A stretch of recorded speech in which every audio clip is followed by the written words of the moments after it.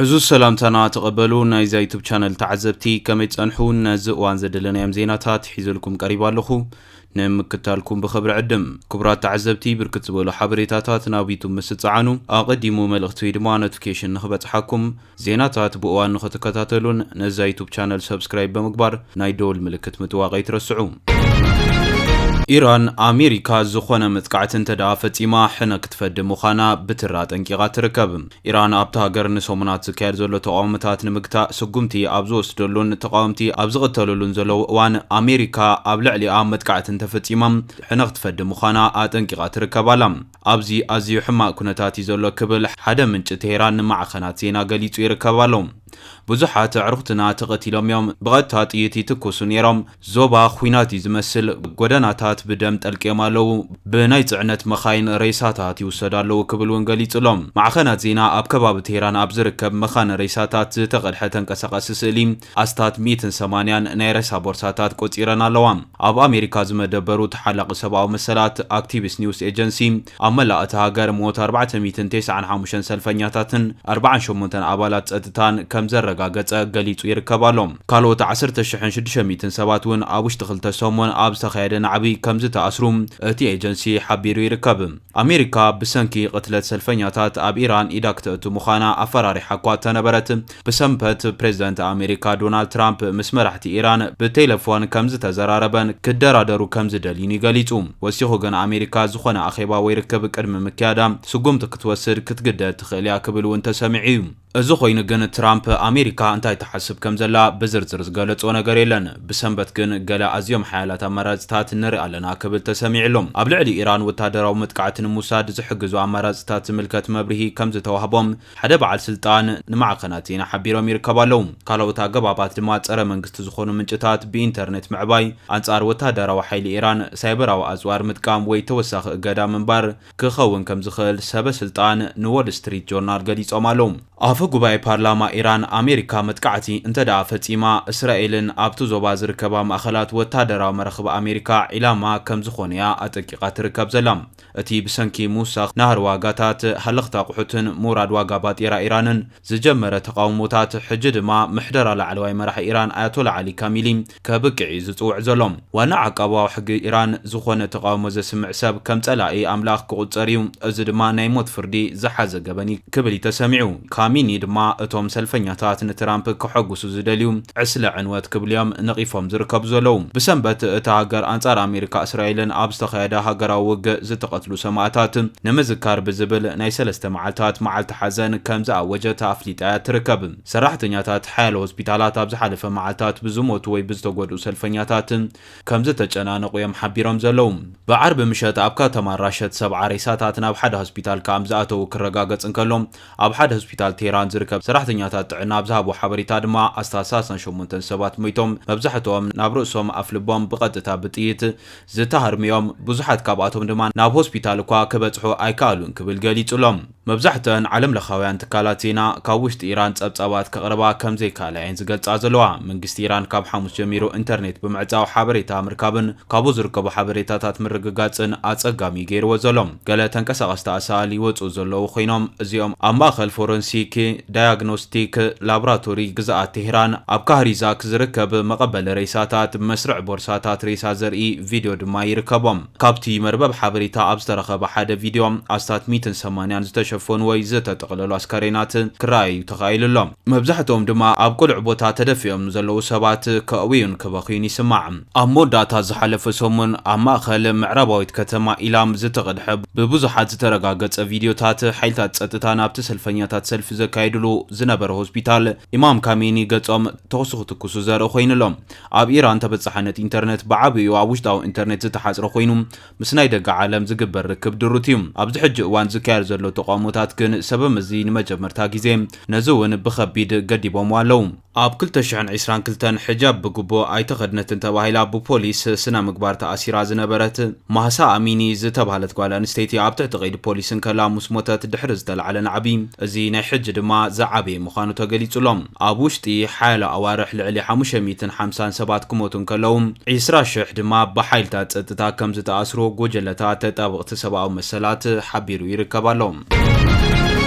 ናብትኻሊ ዜና ምስ ንሰግር ኣብሩባ ኣባይ ዘለና መርገጺ ሓደይ ክብሉ ሚኒስትራት ጉዳያት ወጻኢ ግብጺ ሱዳንን ገሊጾም ኣለዉ። ኣኼባ ሚኒስትራት ጉዳያት ወጻኢታት እስላማዊ ምትሕግጋዝ ኣብ ጅዳ ይካየድ ኣሎ። ሚኒስትራት ግብጽን ሱዳንን እውን ኣብዚ ኣኼባ ይሳተፉ ኣለዉ። ሚኒስትሪ ጉዳያት ወጻኢ ግብጺ እቶም ክልተ ሚኒስትራት ኣብ ጎኒ እቲ ኣኼባ ዘተ ከም ዝገበሩ ዘፍለጠ ኮይኑ ቅርባ ናይል ቀንዲ ትኹረት ናይቲ ዘተ ምዃኑ ጠቒሱ። ተወሳኺ ሚኒስትራት ጉዳያት ወጻኢታት ኣብ ማያት ሩባኒል ተመሳሳሊ መርገጺ ክዕቅቡ ምዃኖም ኣብ ስምምዕ ከም ዝተበጽሐ ኣፍሊጡ። ክልቴን ሃገራት ኣብ ታሕተዋይ ክፋል ተፋሰስ ናይል ከም ዝርከባን ኣብ ውሕስነት ማይ ሓበራዊ መርገጺ ከም ዘለወንን ዝኾነ ውልቃዊ ስጉምቲ ከም ዝቃወማን ጠቒሱሎም። ሚኒስትሪ ጉዳያት ወጻኢ ግብጺ ኣብ ዝሃቦ መግለጺ ውሕስነት ማይ ናይል ንምርግጋጽ ብሓባር ክሰርሑ ከም ዝግደሱ እውን ኣብ ዝሃቦ መግለጺ ሓቢሩ ይርከባሎም። እዚ ከምዚ ኢሉ እንከሎ መንግስቲ ሱዳን ድሕሪ ኣስታት ናይ 3 ዓመታት ኩናት ናብ ካርቱም ተመሊሱ ይርከባሎም። ወታደራዊ መንግስቲ ሱዳን ኩናት ሕድሕድ ድሕሪ ምውልዑ ንኣስታት 3 ዓመት ማእኸሉ ኣብ ፖርት ሱዳን ገይሩ ድሕሪ ምጽናሕ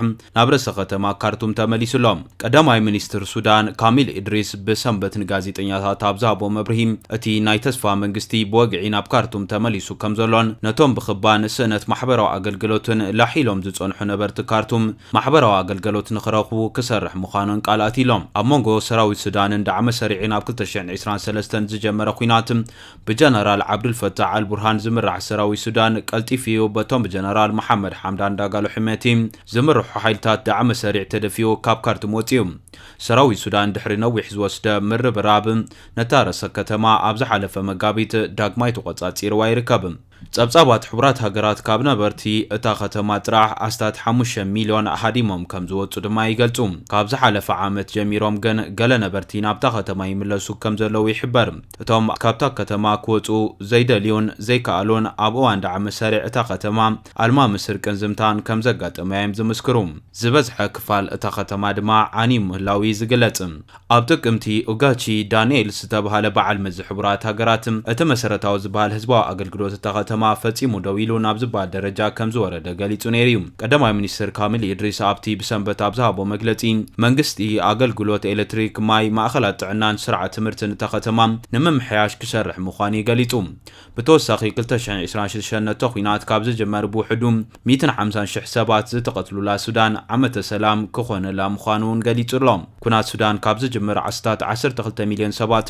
ካብ ቤት ንብረቶም ተፈናቒሎም ኣለዉ። ካብዚ ብምብጋስ ሕቡራት ሃገራት ንኹነታት እቲ ሃገር ኣብ ዓለም ካብ ዝተረኣየ ዝኸፍአ ሰብኣዊ ቅልውላው ክብል ገሊጽዎ ይርከብ። እቶም ኣብ ኩናት ተጸሚዶም ዘለዉ ብክልቲኦም ጀነራላት ዝምርሑ ሓይልታት እቲ ኩናት ካብ ዝጅምር ሰፍ ዘይብል ግፍዕታት ከም ዝፈጸሙ እዮም ዝኽሰሱ። ክሳብ ሕጂ ንክልቲኦም ወገናት ናብ ማእዲ ዘተቕሪቡ ሰላም ንኽፈጥሩ ዝተገብሩ ዝተፈላለዩ ፈተነታት እውን ክሰምሩ ከም ዘይከኣል ዝግለጽ። ምትእትታው ዝተፈላለዩ ሃገራት ኣብ ጉዳይ ሱዳን ነቲ ኩነታት ዝኸፍአ ከም ዝገብሮውን ጸብጻባት እናመልከቱ ይርከቡ። እዚ ከምዚ ኢሉ እንከሎውን ኣብ ዶባት ኢትዮጵያ ተደጋጋሚ ደብዳብ ድሮን ከም ዝተኻየደ ተሓቢሩሎም። በዚ መጥቃዕቲ ካብ ኢትዮጵያ ተበጊሱ ክንቀሳቐስ ዝጸንሐ ዝለዓለ ቁጽሪ ዘለዎ መሳርሒ ኩናት ከም ዝዓነወ እውን ተገሊጹሎም። እዚ መጥቃዕቲ ኣየር ናብ ኣሶሳ ናብ ዝመላለሱ ናይ ሰራዊት ኣመራርሓታት ዝወረደ ኮይኑ ሓያለ ሰብኣዊ ጉድኣት ከም ዘሰዓበ ተገሊጹ ዘሎም። ብትእዛዝ ኢሚራት ዓረብን ብጀነራል ጌታቸው ጊድና ኣቢሉ ብዝካየድ ስልጠና መንግስቲ ብልጽግና ኩናት ሕድሕድ ሱዳን ናብ ዶባት ኢትዮጵያ ስሒብዎ ይዝርከብ። ኣብ ክልል ቤንሻንጉል ጉሙዝ ወረዳ ሚንጊ ኣብ ዝርከብ ቦታ ዝተኸፍተ ወታደራዊ ማዓስከር ናይ ሱዳን ምልሻዊ ኣዛዝን ናይ ኢሚራት ዓረብ ተወካሊ ዝኾኑን ናይ ጀነራል ሕመቲ ዕጡቓት ዝስልጥንሉ ከም ዝኾነ ቅድሚ ሕጂ ተሓቢሩ ምንባሩ ስዒቡ ሰራዊት ሱዳን ድማ ኣብዚ ከባቢ ወታደራዊ ስርሒታት ንምክያድ ከም ዝግደድ ምግላጹ ዝዝከር እዩ። ትማሊ ድማ ኣብ ከባቢታት ዶባት ኢትዮጵያን ሱዳንን ሰራዊት ሱዳን ከቢድ መጥቃዕቲ ኣየር ከም ዝፈጸመ ተገሊጹ ይርከባሎም። ናብቲ ናይ መወዳእታ ዜና ምስ ንሰግር ፕሬዚዳንት ማድሮ ካብ ቤተ ማእሰርቲ ኒውዮርክ መልእኽቲ ሰዲዱሎም። ፕሬዚዳንት ቬንዙዌላ ነባር ኒኮላስ ማድሮ ንሓደ ሰሙን ተኣሲሩ ዝጸንሐ ኮይኑ ኣብዚ እዋን እዚ ምስ በዓልቲ ቤቱ ኣብ ቤተ ማእሰርቲ ፌደራል ብሩክሊን ይርከብ። ማድሮ ኣብ ዝሓለፈ ሶኒ ቤት ፍርዲ ቀሪቡ ብዘይሕጋዊ ምስግጋር ዕፀ ፋረስ ተኸሲሱ ምንባሩ ዝፍለጥ ኮይኑ ንሱ ነዚ ተግባር ከም ዘይወዓሎ ብምግላጽ ንማርች 17 ተቆጺሩ ምንባሩ ይፍለጥ። እዚ ከምዚ ኢሉ እንከሎ ወዲ ማድሮ ዝኾነ ግቬራ ኣቦኡ ካብ ቤተ ማእሰርቲ መልእኽቲ ከም ሰደደ ፍሊጥሎም ጉቤራ አቦይ በጠበቃታቱ መልእክት ሰዲድላ ያለው ክብል ንመራሕቲ ናይ ትገዛኢ ሶሻሊት ሰልፊ ቬንዙዌላ አብዛቦ ናይ ቪዲዮ መደረ ተዛሪብሎም ኣብ ጽቡቕ ጥዕና ከም ዘለውን ሓቢሩን ብምባል መንፈስ አቦኡ ከም ዘይተሰበረ ገሊጹ አቦይ ንሕና ተጋደልቲና ተጋዳላይውን መንፈሱ ሓያል ምዃኑ ነጊርኒ ንመንግስቲ ንደገፍትን በቆራጽነትን ሓድነትን ደው ክብሉ መልእክት ከመሓላልፍ ነጊርን ክብል ተሰሚዒሎም እዚ ከምዚ ኢሉ እንከሎ ድሕሪ ማድሮ ከም ጊዜያዊት ፕሬዝዳንት ታገር ኮይና ዝተመዘዘት ዴልሲ ሮድሪጌዝ ነቲ ፕሬዝዳንትን በዓልቲ ቤቱን ንምምላስ ከም እትጽዕር ኣፍሊጣላ ኣብ ቬንዙዌላ መንግስትን ህዝብን ኣሎ ፕሬዝዳንት ሃገርና ኒኮላስ ማድሮ ይዝበለት ኮይና ማድሮ ንምምላስ ተካይዶ ጻዕርታት ዋላ ንሓንቲ ደቂቕ ደው ከም ዘይተብሎ ቃል ኣትያ ትርከባላ እዚ ከምዚ ኢሉ እንከሎ ኤርትራ ትርከበን መስረት ሃገራት ንምክልኻል አሊያንስ ፎርስ ዲፌንስ ኦፍ ዩኤን ቻርተር ኣብ ህጹጽ ኣኼባ ባይቶ ጸጥታ ጭውያ ኣብ ልዕሊ ፕሬዝዳንት ቬንዙዌላ ማድሮ ተቃውሞ ስሚዖም ኣለዉ ቃዋሚት ወኪል ኤርትራ ኣብ ሕቡራት ሃገራት ኣምባሳደር ሶፊያ ተስፋ ማርያም ንጉጅለ ፈተውቲ ምክልኻል ቻርተር ሕቡራት ሃገራት ወኪላ ኣብ ዝሃበቶ መግለጺ ንወራር ኣሜሪካ ኣብ ልዕሊ ቬንዙዌላ ወታደራዊ መጥቃዕቲ ምጭዋይ ፕሬዝዳንት ኒኮላስ ማድሮን ሓዊሱ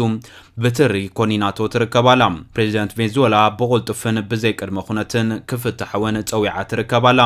እዚ ከምዚ ኢሉ እንከሎ ፕሬዝዳንት ኢሳያስ አፈወርቂ ሎም 12 ጥሪ ምስ መንግስታውያን ማዕከናት ዜና ኣብ ሁሉ ዓለማውን ዘባውን ምዕባለ ከምኡውን ዘቤታዊ ጉዳያት